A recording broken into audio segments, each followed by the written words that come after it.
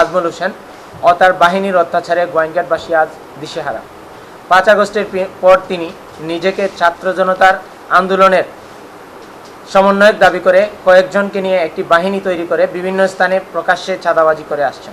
আসাদুল্লাহ আল গালিব, উনি সিলেটের সমন্বয়ক, উনিও স্পষ্টভাবে জানিয়ে দিয়েছেন যে গোয়েন্দাঘাট উপজেলায় গোয়েন্দাঘাট কোনো শিক্ষা প্রতিষ্ঠানে কোনো ধরনের বৈষম্যবিরোধী ছাত্র আন্দোলনের কোনো কমিটি নেই, অথচ উনি প্রকাশ্যে বিভিন্ন জায়গায় বৈষম্যবিরোধী ছাত্র আন্দোলনের সমন্বয়ক দাবি করে আসছেন। এবং এত সবের পরেও থামছে না সমন্বয়ক আজমল হোসেন, আজমল ও বাহিনীর অত্যাচারে দিশেহারা স্থানীয়রা।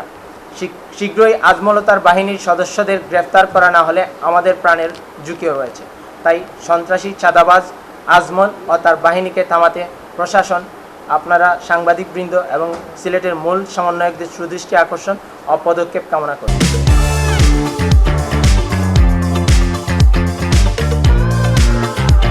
সামাজিকভাবে ওনার পরের দিন ওনার সরকারি কর্মকর্তা, উনি তো তার লিখিতভাবে সেটা তার উদ্যোগের কর্মকর্তাকে জানান।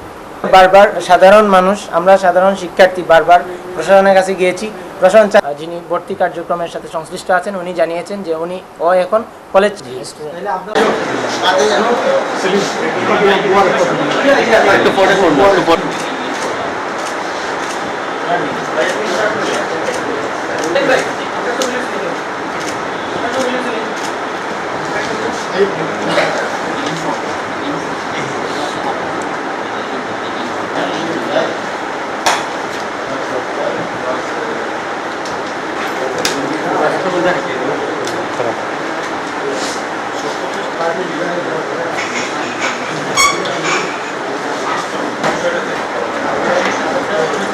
Ahí lo